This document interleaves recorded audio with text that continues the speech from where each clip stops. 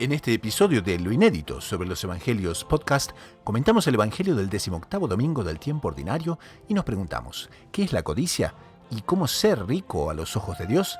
En la sección Espiritualidad, 5 formas de tener el espíritu de un monje sin serlo. En la sección Preguntas y Respuestas, ¿hasta dónde es legítimo tener una cuenta de ahorros sin incurrir en codicia? Y si me salen mal los negocios, ¿Dios no me quiere? Todo eso y mucho más en este nuevo episodio de Lo Inédito sobre los Evangelios podcast.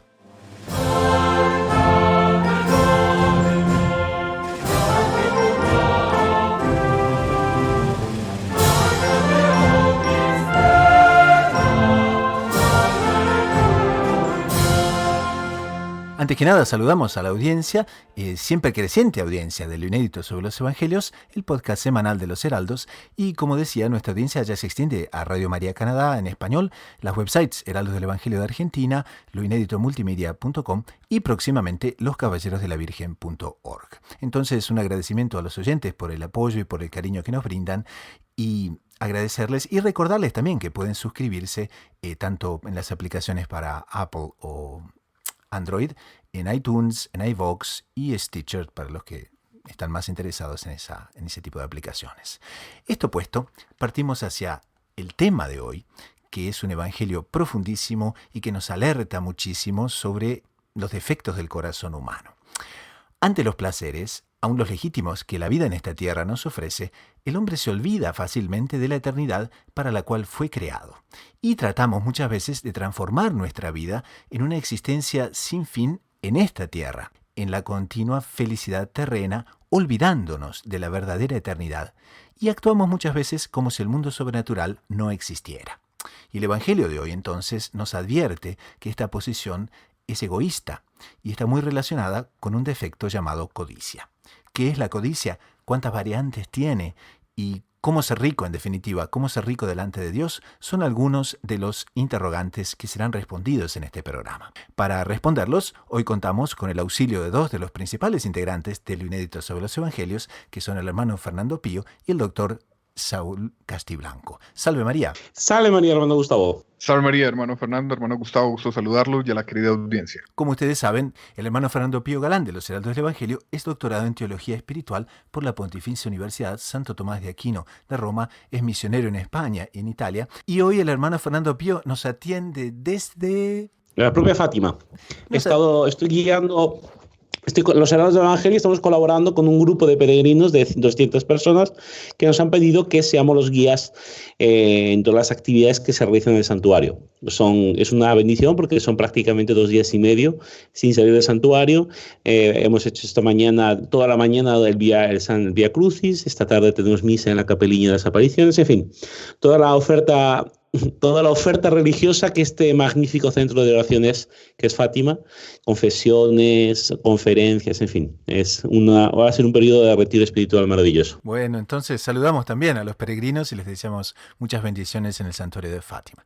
Y desde Bogotá nos atiende el doctor Saúl Castiblanco. Salve María, doctor Saúl. Salve María, hermano Gustavo, una alegría estar con ustedes, meditando este tema maravilloso que es la palabra de Dios dominical. Les recuerdo también que el doctor Saúl es psicólogo, editor de la agencia de noticias Gaudium Press, edición hispana, y es bachiller en Ciencias Religiosas por la Universidad Santo Tomás de Aquino de Roma y por la Universidad Internacional de los Dominicanos con sede en Toulouse, Francia, la Universidad Domuni. Entonces, con esto entramos en la temática de hoy, y el Evangelio nos dice: en aquel tiempo dijo uno del público a Jesús: Maestro, dile a mi hermano que reparta conmigo la herencia. Él le contestó: Hombre, ¿quién me ha nombrado juez o árbitro entre vosotros? Y dijo a la gente: Mirad, guardaos de toda clase de codicia, pues aunque uno ande sobrado, su vida no depende de los bienes. Y les propuso una parábola. Un hombre rico tuvo una gran cosecha y comenzó a echar cálculos. ¿Qué haré? No tengo dónde almacenar la cosecha. Y se dijo: haré lo siguiente, derribaré los graneros y construiré otros más grandes, y almacenaré allí todo el grano y el resto de mi cosecha. Y entonces me diré a mí mismo: hombre, tienes bienes acumulados para muchos años, túmbate, come, bebe y date buena vida. Pero Dios le dijo: necio, esta noche te han de exigir la vida. Lo que has acumulado, ¿de quién será? Así será el que amasa riquezas para sí y no es rico delante de Dios. Entonces, apenas situamos a la audiencia en este episodio narrado en el Evangelio, ¿qué sucede cuando Jesús y sus discípulos estaban a camino de Jerusalén? Y anteriormente, en 2 ocasiones, nuestro Señor ya había predicho la pasión, y a pesar de eso, los discípulos no entendían el elevado significado de tal anuncio. Para corregir esa visión humana, entonces los había enviado en misión, dándoles poder para expulsar a los demonios, y les había enseñado el Padre Nuestro, incitándolos a la perseverancia y a la confianza en la oración. Entonces fue a partir de esas actividades, de este ministerio, que hicieron al maestro este pedido singular. Nuestro Señor recibía a todos aquellos que tenían preguntas, etc. Y entonces es cuando se da este episodio de la persona que justamente está muy preocupada con su herencia. ¿Cómo lo ven esto? Bueno, aquí tenemos propiamente uno de los trechos que nos podrían sorprender, porque la actitud de aquellos que se dirigen a nuestro Señor pidiendo que le repartiera la herencia, a primera vista, a una vista, digamos, superficial, sería buena. Bueno, ¿cuál es el problema? Nuestro Señor es considerado un hombre sabio, es un respetable. Lo están queriendo colocar como juez. ¿No es esto acaso una posición de sumisión, de humildad? ¿No? Uno podría pensar eso. Y se encuentra que nuestro Señor, que es la bondad encarnada, que es la caridad, que se encarna por nosotros, les da una respuesta que objetivamente hablando es dura. Es en cierto sentido, uno podría decir, un desprecio hacia ellos. Entonces, después de este primer impacto psicológico, es muy bueno justamente leerlo, porque a veces nuestras imágenes edulcoradas de nuestro Señor, en contacto con la imagen verdadera que se encuentra en la Sagrada Escritura, pues eso se ven redimensionadas, se ven redefinidas. Entonces es un punto muy interesante y nos enseña para otros momentos del Evangelio que no aquellas cosas que nos parecen muy bonitas en un primer momento necesariamente tienen esa dimensión en la realidad. Nuestro Señor descubre sus corazones. O sea, no estaban colocándose en sumisión, no se colocaban para seguir a nuestro Señor. Pedían su colaboración en un pecado. Bueno, es interesante que se nos recuerde que los apóstoles y los discípulos que estaban presentes en esa escena venían de una misión que también tenía un sentido ortopédico, por llamarlo así, y era ir acabando esa mentalidad naturalista del Mesías, rey, director político de un estado, y nuestro Señor como aquel Dios encarnado que viene a curar los corazones con su gracia, con sus sacramentos. Entonces también eso explica el por qué la respuesta a este hombre, que como el hermano Fernando resaltaba, es una respuesta fuerte, ¿no? Para ir corrigiendo, como decía el hermano Fernando, una visión errada que a veces tenemos de nuestro Señor, porque la respuesta fuerte también es motivada por la caridad. Pero volviendo al tema, los apóstoles tenían todavía, y los discípulos tenían todavía esa visión, entonces nuestro Señor aprovecha la circunstancia para irlos curando de eso, y decirle, oiga, no, mis asuntos no son terrenos, porque en estricto sentido, Dios nuestro Señor era juez y podía decidir en ese momento a quién le correspondía tal parte de la herencia que realmente había sido hecha en injusticia con este hombre. Pero no, nuestro Señor quiere seguir corrigiendo esa mentalidad naturalista presente en los apóstoles, mucho más evidentemente en el consultante, porque a nuestro Señor, que es Dios, podía haberle preguntado 1000 cosas y no haberlo molestado, por así decir, con esa nimiedad. Nuestro Señor, el solo hecho de responder manifiesta la caridad de Él. Oiga, yo a usted le respondo fuerte, pero venga, yo lo sigo atendiendo y además, como veremos en la secuencia del comentario, ¿no? Le voy a dar algo muy superior que aquello que usted me está pidiendo.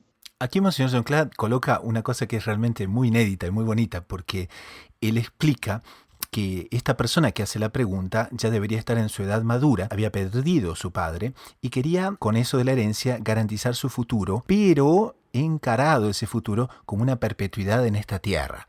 Entonces, de ahí que nuestro Señor elige no pronunciarse, porque es más propio a jueces, más propio a los rabinos, y la lección que le quiso dar es justamente esa. Cuando alguien desea un bien solamente para sí, Dios se aparta. Y como que nuestro Señor le niega ese dictamen, pero le da algo mucho más, y lo alerta sobre la codicia. Claro, hay que pensar, y este punto tal vez en mi anterior intervención no lo he dejado claro, que nuestro Señor Jesucristo se encarna por todos, se encarna por aquellos que lo rodean, se encarna y quiere la salvación de aquellos que le hacen el mal. O sea, esta mañana en el Vía Crucis hemos reflexionado eso. Nuestro Jesucristo sufriendo, rezaba y actuaba en las almas de aquellos que le estaban torturando para su salvación, porque los amaba profundamente. Entonces, en estos momentos no podemos ver, por el otro lado, en esta parábola y esta actitud de nuestro Señor, un desprecio y un rechazo a la persona que se acerca. No, esta actitud que habla nuestro fundador, Monseñor Juan Clarías, que no es raro ver entre los hombres de nuestro tiempo,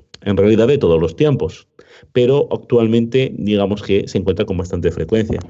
Una especie de limbolatría, como decía el doctor Plinio Correa de Oliveira, que sería un materialismo sublimado o un materialismo sobrenaturalizado, si bien esta es una contradicción de términos, en los cuales la persona pretende que la felicidad en sí misma es la felicidad terrena. Entonces se hace una idea romántica, una idea falsa, una ilusión, de que va a gozar en la eternidad de aquello que goza en la tierra. O, de una forma todavía más material, que la felicidad eterna es la misma felicidad que la felicidad que se goza en esta tierra. Y la verdad es que es una idea tremenda.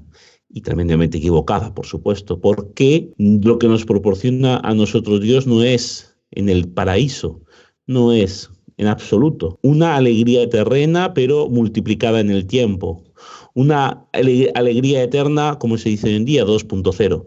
No.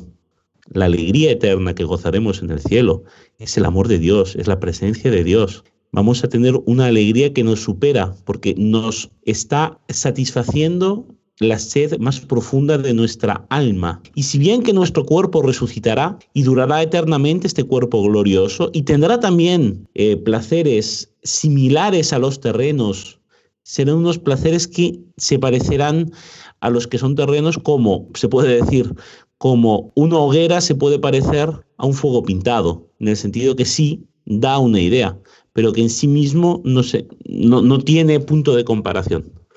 Entonces, nuestro Jesucristo está avisando, cuidado con la abundancia de bienes, cuidado con el complacerse en estos bienes, cuidado con la codicia. ¿Qué es la codicia exactamente? ¿Cómo la definimos? Bueno, hay una frase que no conocía de Santo Tomás de Aquino que Monseñor Juan Clá cita en lo inédito de los Evangelios, que me parece espectacular. Decir espectacular, Santo Tomás de Aquino, casi que es decir sinónimos, pero esta me parece que es espectacular. Redundancia. ¿No? Dice Santo Tomás, la razón de que la codicia nunca se sacia es que el corazón del hombre está hecho para recibir a Dios. Por lo tanto, no puede llenarlo lo que es menos que Dios. Entonces, basado en esa expresión de Santo Tomás, yo diría, y es una definición que evidentemente no agota la materia, codicia es buscar de una manera desordenada aquello que solo encontramos en Dios. ¿Cierto? Porque vamos a ver que en el texto Monseñor Juan Clá habla de la codicia de los bienes, que es la codicia primaria que nos está siendo expuesta en el Evangelio, pero también hay una codicia de obtener aquel alma gemela que me idolatre y que me adore por toda la eternidad, engañosamente, o la codicia de querer obtener los elogios fundados o infundados del prójimo. Entonces, al final de cuentas, codicia es querer un bien donde no prima el amor de Dios, digo yo. Hermano Fernando, usted me corregirá. No, me parece que está perfectamente.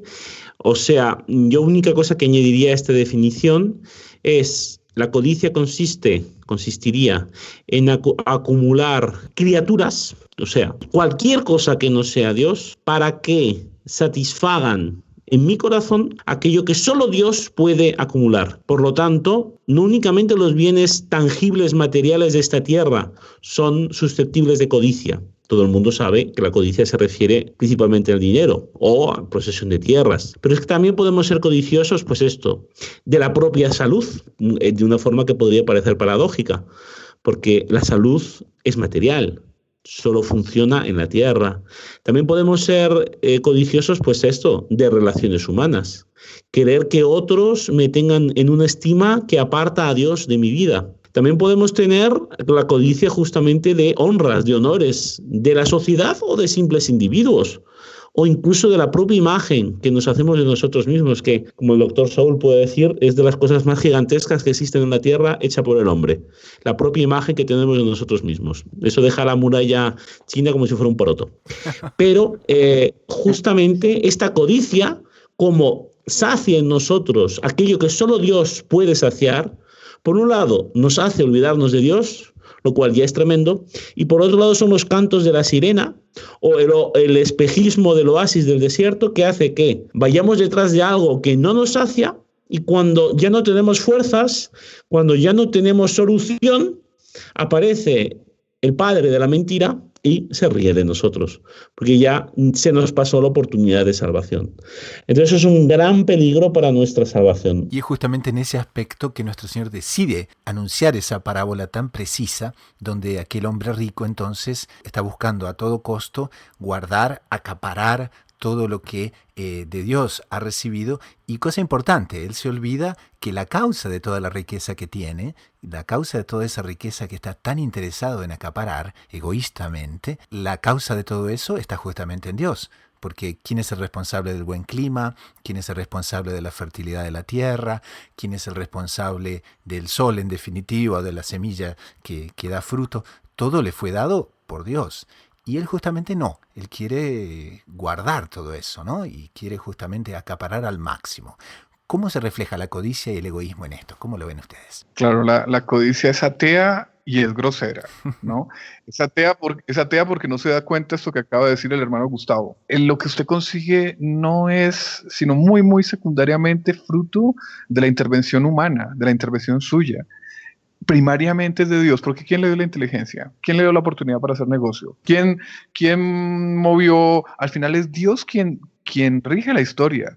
Entonces es atea y además es grosera, porque si usted ya obtuvo algún bien, cualquiera que sea, lo primero que hay que hacer es agradecer y agradecer a Dios. Entonces eso se puede aplicar perfectamente al protagonista humano de este evangelio.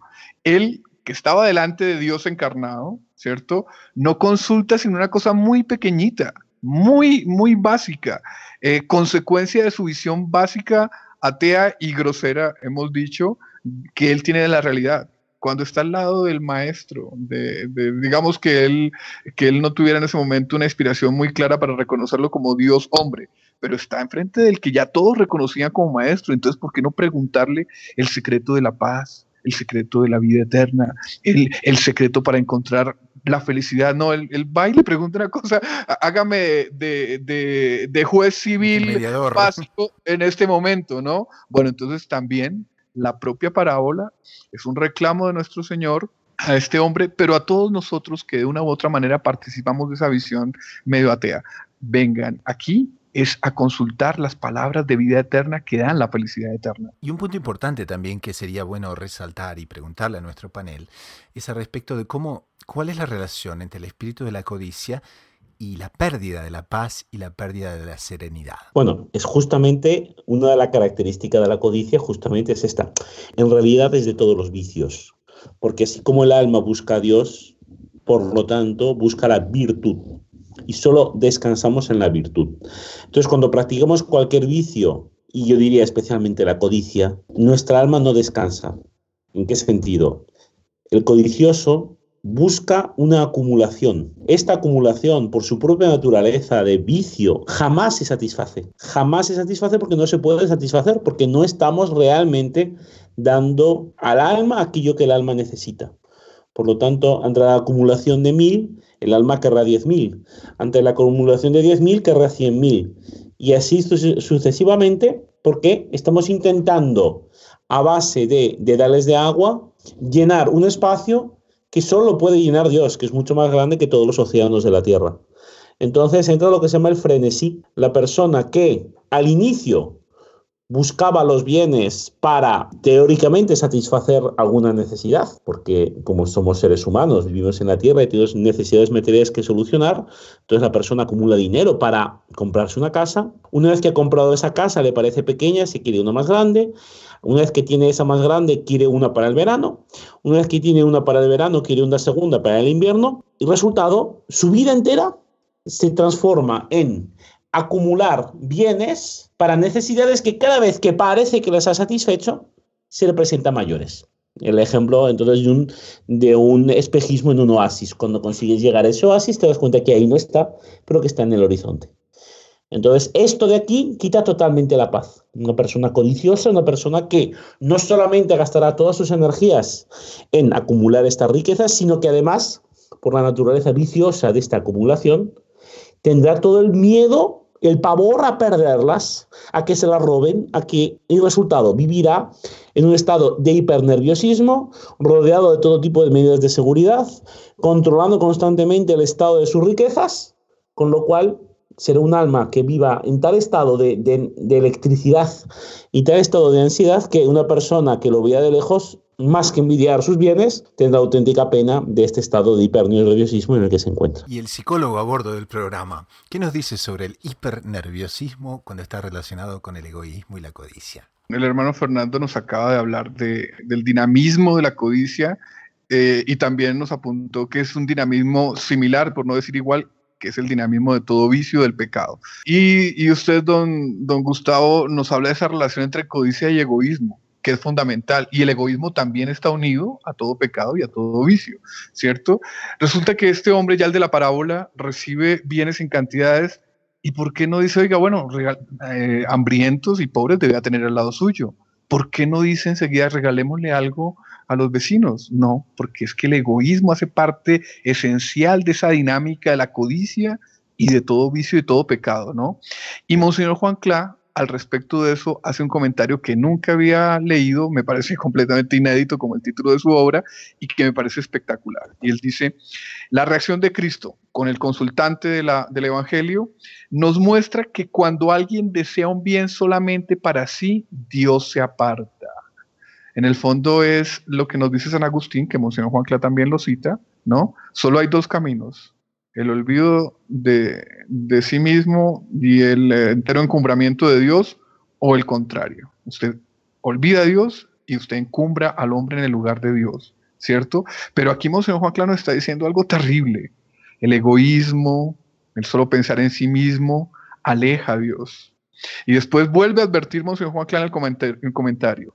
Hay de quien construye su vida, no solo la temporal, sino espiritual o temporal, solo para sí mismo.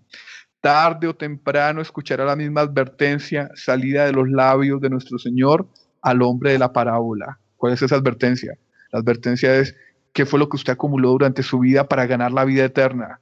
No, usted acumuló bienes materiales para sí, pero no tiene crédito para el cielo, entonces ¿para dónde va a ir? Esa es la advertencia que hace nuestro Señor. Ese es el gran riesgo de la codicia y de todo tipo de codicia y del egoísmo. No acumular bienes para el cielo, no tener presente a Dios en el corazón, que es el que nos abre las puertas del cielo. Pues mire, en este sentido aprovecho para hacer una conexión con este grupo de personas al que guiamos a Fátima, que siguen la senda que trazó un señor ya fallecido, un laico con familia, de Gijón, que pasó gran parte de su vida en Brasil y que también era poeta.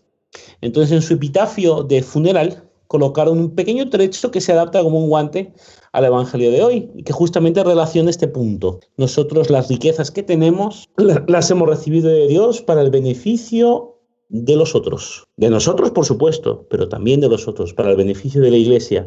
Y en este pequeño trecho de poesía dice así: ¿cuánto dinero he ganado?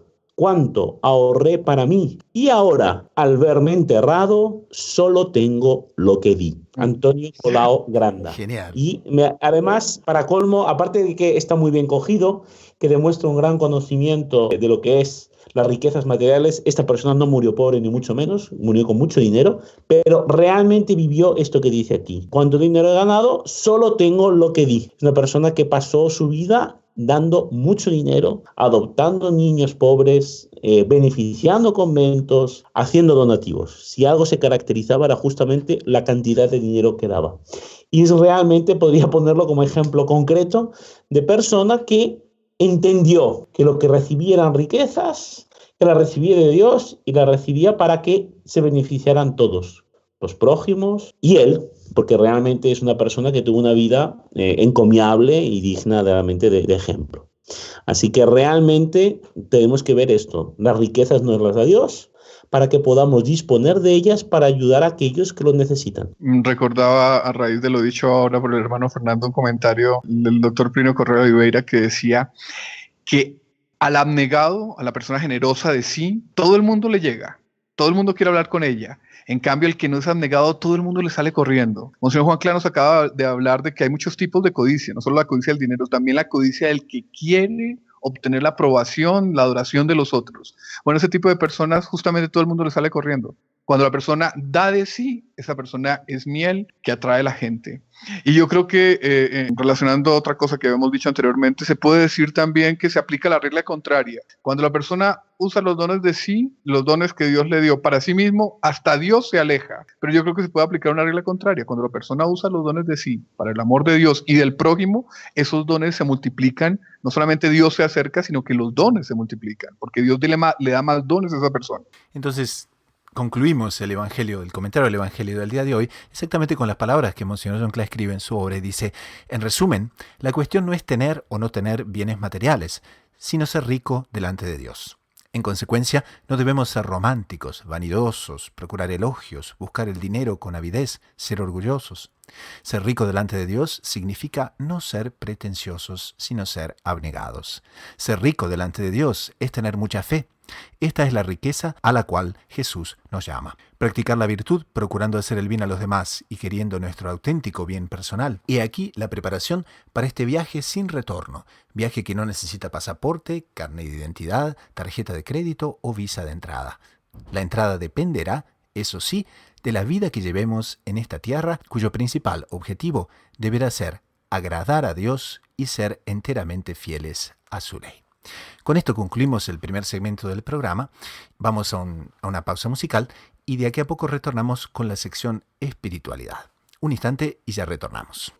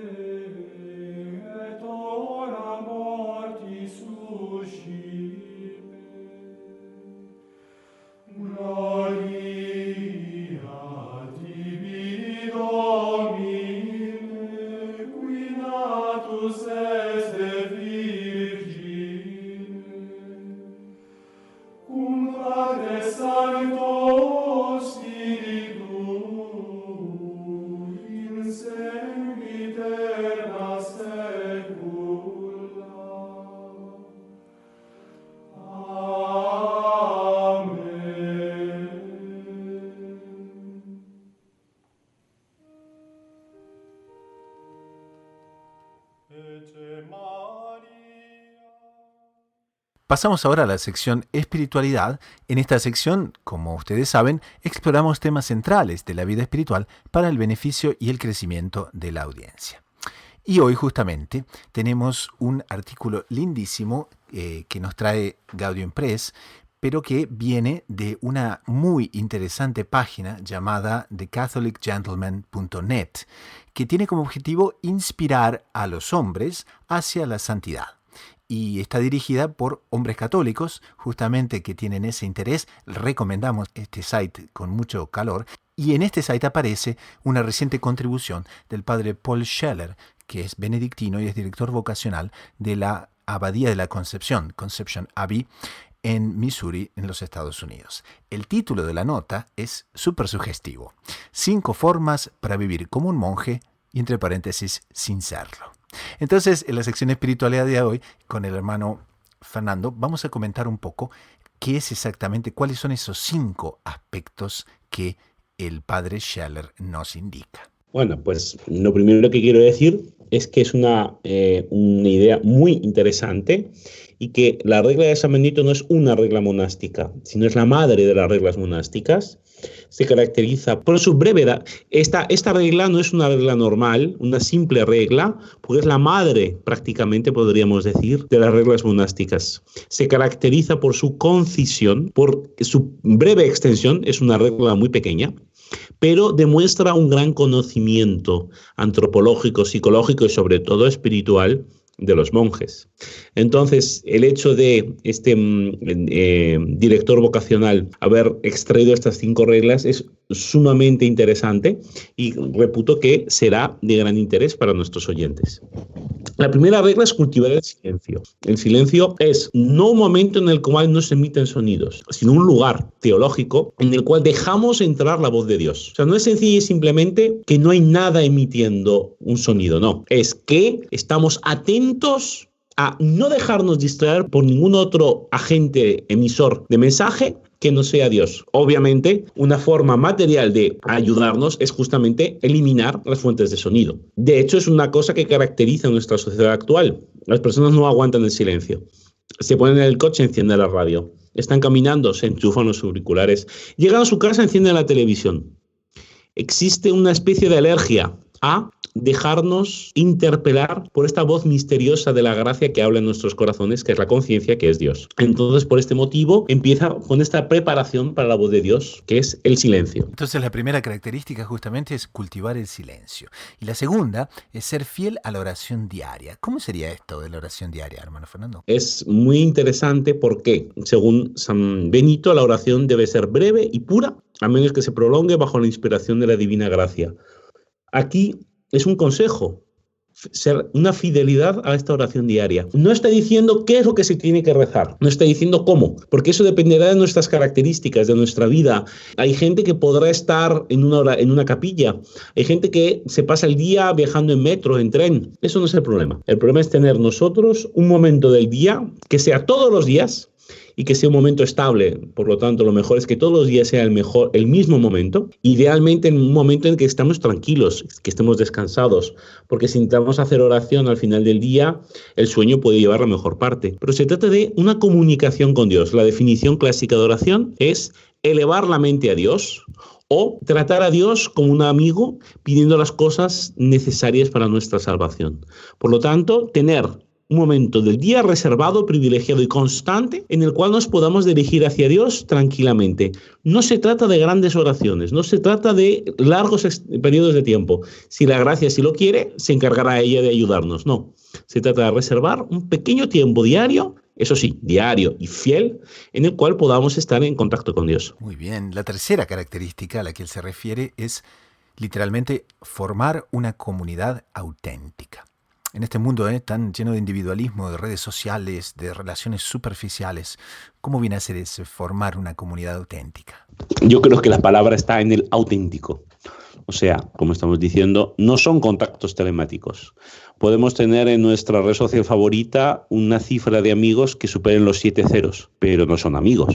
No sabemos lo que piensan, no sabemos cuál es el sabor de helado preferido, no sabemos qué es la música que les gusta escuchar. No lo sabemos. Lo que se trata aquí es buscar.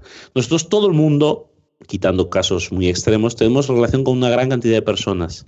Y estas personas tienen sus gustos, sus anhelos, sus materias de conversación. Se trata de buscar, querer cultivar relación con estas personas, aquellas que nos acerquen a Dios. No necesariamente aquellas personas que nos hablen de Dios. Puede ser personas que nos escuchen hablar de Dios. También eso es una comunidad auténtica. Pero esta relación tiene que estar caracterizada por una autenticidad humana. O sea, son personas de verdad, no son personas a través de una pantalla de silicio.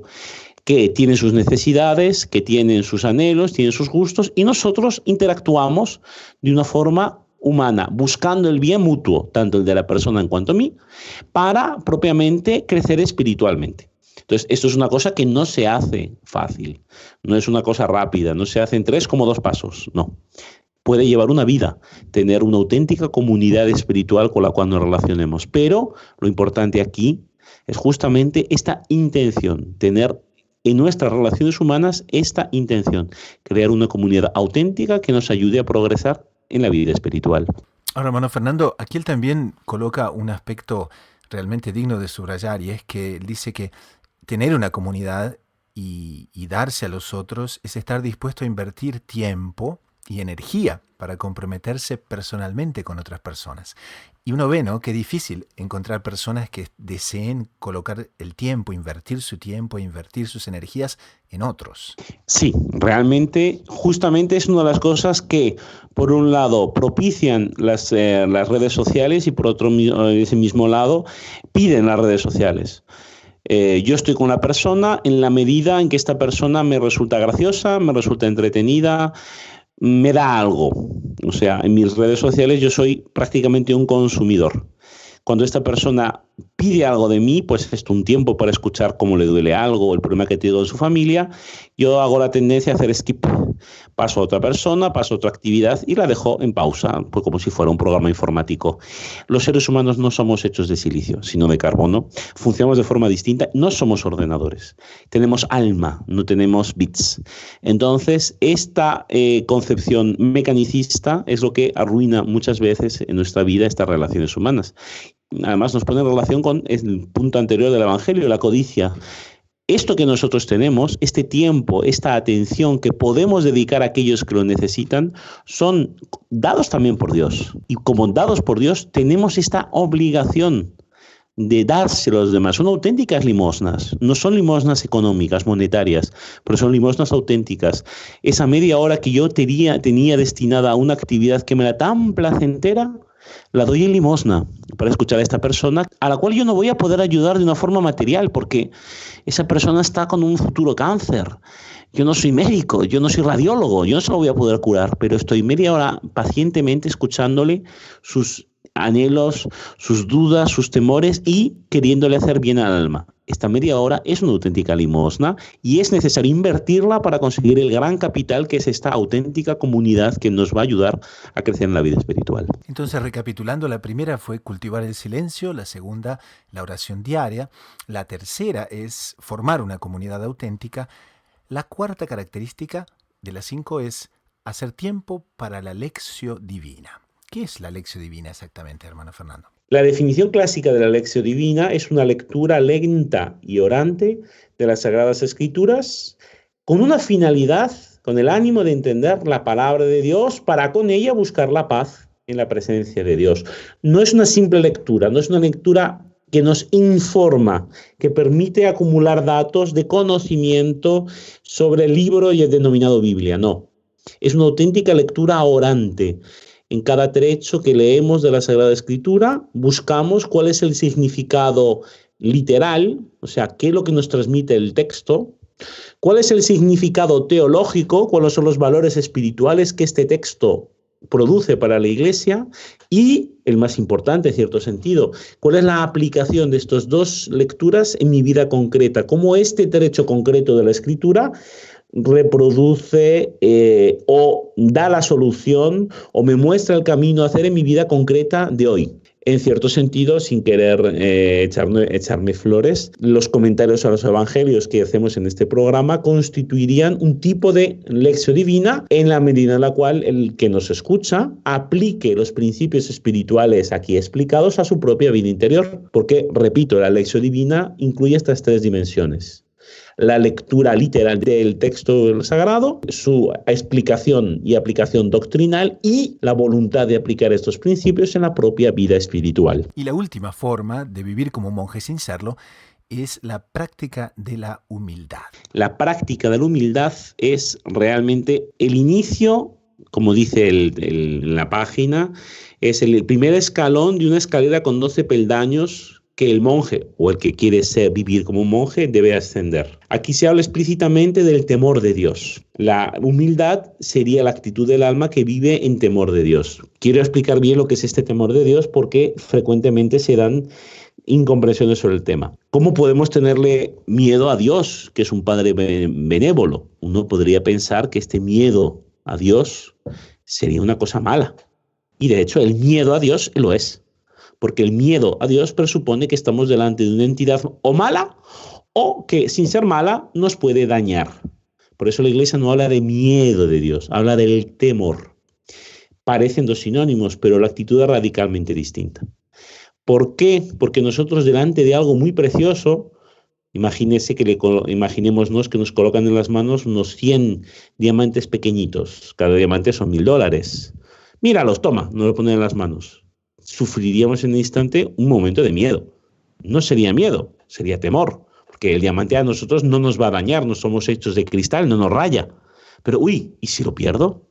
O una actitud instintiva cuando nos colocan un bebé recién nacido en las manos. Mira, se llama Pedro, nos dicen. El primer movimiento, si no estamos preparados, es de temor. ¡Ay, pero qué haces!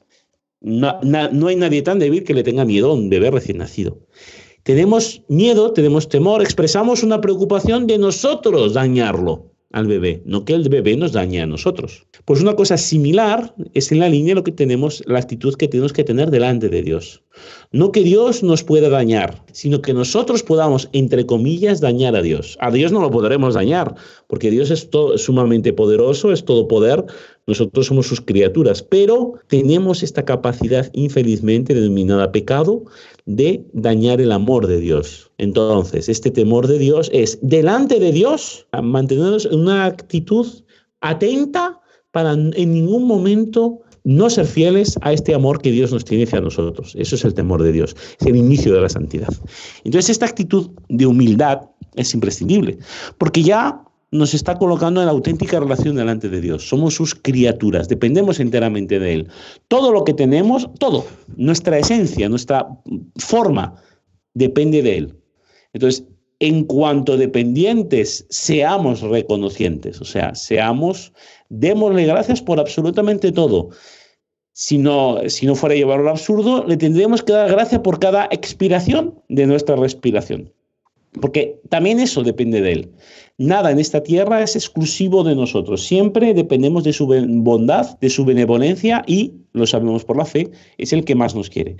Entonces, para practicar esta humildad delante de Dios, no hay otra manera de hacerlo que es practicar esta humildad delante de los demás. Porque aquí se aplica el principio, si no amas a tu prójimo que ves, ¿cómo amarás al Dios que no ves? ¿Cómo vas a ser humilde delante de Dios que no lo ves?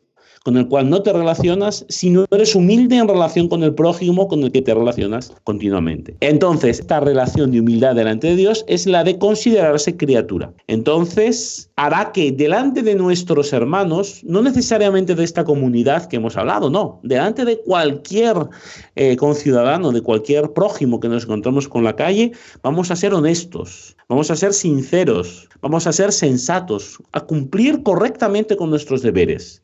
¿Por qué? Porque esta actitud de sensatez, esta actitud de sinceridad delante de ellos, nos prepara el alma para poder ser realmente de Dios aquello que somos. Esto es, criaturas, y desarrollar este temor de Dios. Entonces, 5 formas para tener el espíritu de un monje sin serlo. Son realmente reglas sencillas, normas de vida monacales para no monjes que pueden transformar una vida.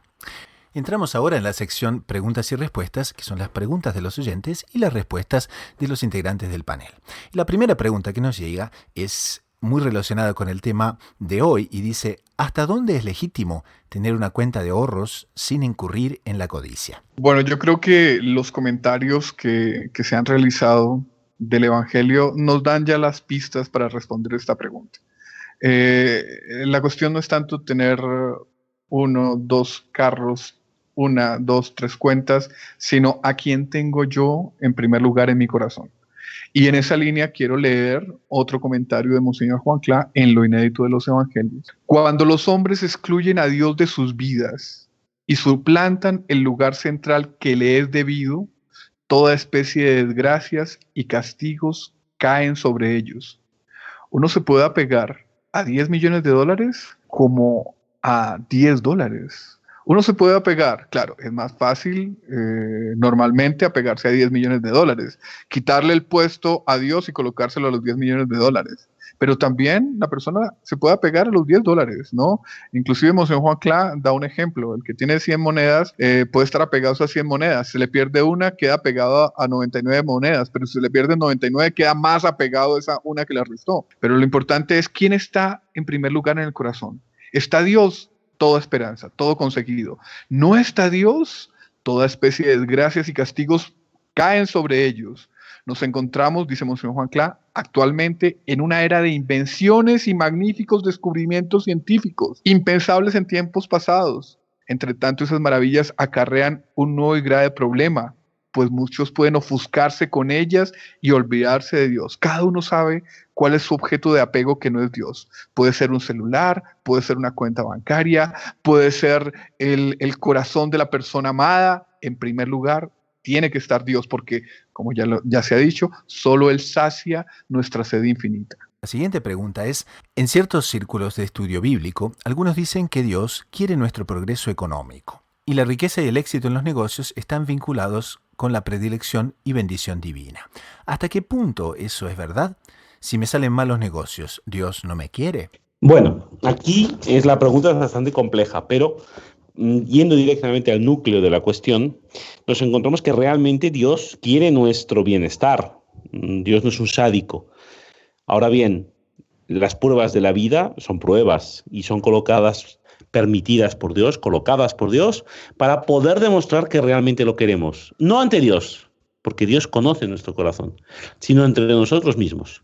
Porque hablando podemos decir cualquier cosa, pero es en la práctica en la cual tenemos que demostramos realmente nuestros sentimientos y el fondo de nuestro corazón. Entonces tenemos muchas figuras bíblicas que realmente la bendición de Dios está circunscrita o estaba expresada en el progreso económico. Una de esas figuras bíblicas por excelencia es Abraham. O tenemos el libro de Job, que era rico, fue permitido por Dios que perdía todas sus riquezas, pero cuando recobra la gracia, recobra también estas riquezas. De hecho, en el Nuevo Testamento encontramos también estas figuras, e incluso un pasaje en el cual nuestro Señor dice que quien abandona sus bienes por su causa, recobrará más bienes todavía y también la vida eterna. Entonces, este análisis haría vincular este éxito económico material con una bondad divina, con una salvación. El problema es que si bien esto es cierto, no es totalmente cierto. Y no hay peor mentira que una verdad deformada. Entonces, tenemos el ejemplo en el Nuevo Testamento de la familia de Santa María, Santa Marta y San Lázaro, que, según nos dicen los exégetas, eran de las familias más ricas que existían en la época en Israel. Eran familia beneficiada por la amistad con Jesús, que iba a su casa para descansar, ayudaban y financiaban a los viajes apostólicos de predicación de Jesús, eran ricos y eran santos, es cierto. Tenemos a Nicodemo, miembro del Sanedrín, que fue el que pagó los costosos medios utilizados para el enterramiento de Jesucristo. Y era santo, es cierto. Ahora bien, lo que es evaluado por Dios no es si tenemos riquezas, si las acumulamos. Es más, en el Evangelio de hoy vemos que el que acumula riquezas sin Dios es merecedor del castigo eterno. Lo importante es en la medida en que nosotros lo que tenemos lo reportamos a Dios. Y lo vemos en el Nuevo Testamento. Todas nuestras capacidades. La parábola de los talentos es muy clara. No se trata solamente del dinero o los negocios que tenemos, cómo los usamos, no. Todo nuestro ser, todos nosotros, nuestras capacidades, nuestros dones, nuestros conocimientos, nuestro tiempo, nuestra energía, la dedicamos a nuestro exclusivo interés, la dedicamos a nuestros prójimos, la dedicamos a la construcción de Dios y de su reino, porque es por eso que seamos juzgados. Ahí es que se demuestra el amor. La historia de la Iglesia, con sus santos canonizados, nos muestran gente que tenía mucho dinero, como San Francisco de Asís, que se despoja de absolutamente todo y por haberse despojado de todo, es santo. La misma historia de la Iglesia nos muestra un santo como es mi patrón, San Fernando III de Castilla, el único rey español canonizado, que fue en su época, hasta él no había habido otro rey español que fuera tan rico, que tuviera un reino tan extenso y tan pacífico, porque sus campañas militares fueron especialmente bien sucedidas, consiguió grandes botines y consiguió una gran cantidad de bienes. Ahora, San Fernando no se caracterizó por haber construido un banco, no se caracterizó por haber construido una empresa naval, se caracterizó por la gran difusión de estos bienes a los pobres, a la construcción de iglesias, propiamente a hacer el bien. Él mismo dedicaba su tiempo personal, el tiempo que pasaba en la corte, a atender personalmente las causas, no la delegaba en jueces que podían distorcerlas. Él utilizaba hasta su tiempo personal en ello. El propio tiempo de conquista él no lo utilizó como una expansión política de su reino, sino que desde su más tierna infancia su madre lo había consagrado a la Virgen y esta reconquista del territorio español la dedicó como expansión de la Iglesia católica. Y de esta manera sus biógrafos dicen que no consintió prácticamente tiempo de reposo. Toda su vida fue un continuo o guerrear o gobernar con esta finalidad espiritual, que era la expansión de la Iglesia católica en tierras españolas. Entonces, sí, Dios quiere nuestro progreso, pero lo que realmente quiere es que los bienes que tengamos, sean muchos, sean pocos, sean materiales, sean de dones naturales, sean de comprensión, sean de tiempo, estos bienes sean utilizados en beneficio de otros, porque así nosotros nos acercaremos propiamente a Él. Como decía esta poesía que anteriormente he leído, cuánto dinero he ganado, cuánto ahorré para mí, y ahora al verme enterrado, solo tengo lo que di. En el final de nuestros días seremos medidos y seremos juzgados en función del amor. Y uno de los elementos de este amor es la medida en que los bienes que disponíamos para nosotros los dimos para otros. Pasamos entonces a las sugerencias de la semana, que es una website, un libro, un podcast de doctrina católica que nos haya gustado para el bien espiritual de las personas. Hermano Fernando, ¿qué colocamos esta semana? Bueno, yo recomendaría a nuestros oyentes la página web catholicgentleman.net. Es una página que tiene como objetivo el inspirar a los hombres hacia la santidad y que es dirigida por hombres católicos, haciendo especial hincapié en la característica propiamente de ser hombre, o sea, varón. Es una página muy interesante con varios recursos que muestran una vida concreta, práctica, posible de vivir una espiritualidad genuina y que llene propiamente, llene el día, o sea genuina. Yo recomiendo a nuestros oyentes obviamente sean hombres como mujeres, que la consulten y se puedan servir de ella para aquello que les interese. Inclusive también señoras, esposas, hijas, hijos, también les puede ayudar muchísimo para ayudar, ¿no?, a los papás de familia justamente a focalizar y también a ejercer bien el rol paterno. A quien les habla le gustaría recomendar ni más ni menos que el volumen número 6, otra vez, de Lo inédito sobre los evangelios, de autoría de Monseñor John Cla, fundador de los Heraldos. Todo el mundo le encantan estos evangelios y estos comentarios a los evangelios, y justamente les recomendamos ni más ni menos, sin intermediarios, leer el original, que les va a hacer un bien espiritual de primera categoría. Bien, a quien les habla le gustaría recomendarles Radio María Canadá, la voz católica que te acompaña. El enlace es justamente a radiomaria.ca y pueden ir a la sección español, donde encontrarán realmente programas de primera línea. El Santo del Día y 7 Minutos con Cristo, Corriente de Gracia para la Iglesia, Caminar por la conversión de nuestros hijos, Hablando con mi yo interior, Amar es una decisión y Hechos del Mundo Católico. Justamente son realmente programas que les va a hacer muy bien. Y aparte de eso está la transmisión de la Santa Misa varias veces por semana. Les dejamos entonces explorar este enlace, radiomaria.ca, la sección español, Radio María, la voz católica que te acompaña. Y con esto, en nombre del equipo de producción y de quien les habla, el hermano Gustavo de los Heraldos, nos despedimos hasta dentro de una semana. Así que a rezar mucho, a perseverar con confianza, con los ojos en la Eucaristía y en María Santísima, a la búsqueda incansable de descubrir siempre más lo inédito sobre los Evangelios.